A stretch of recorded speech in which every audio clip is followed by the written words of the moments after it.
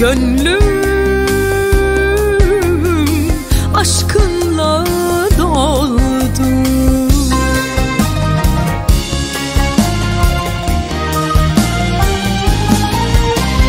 Yıllar yılı boş kalbim aradığını buldu.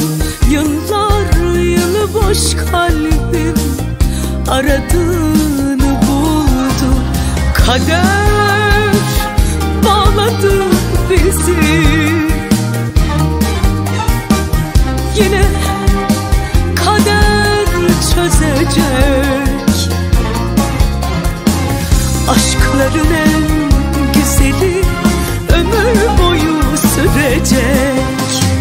Kader bağladı bizi, yine kader çözecek. Aşkların en güzeli ömür boyu sürecek.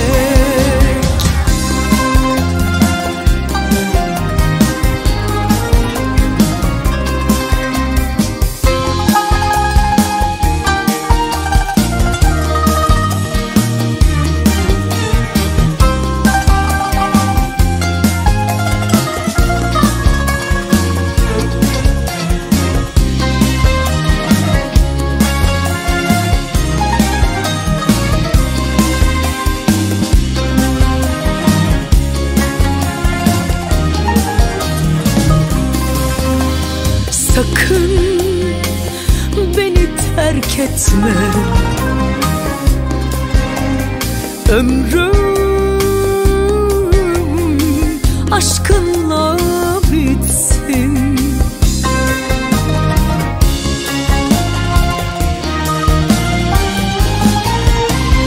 Bu aşk bir rüya gibi seninle geçip gitsin. Bu aşk bir rüya gibi seninle geçip gitsin.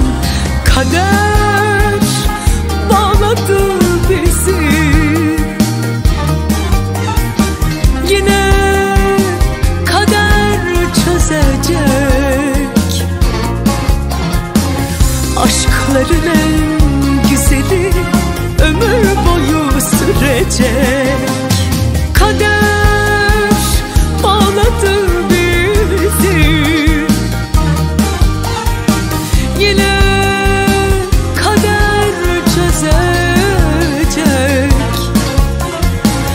Aşkların en güzeli ömür boyu sürecek. Aşkların en güzeli ömür boyu sürecek.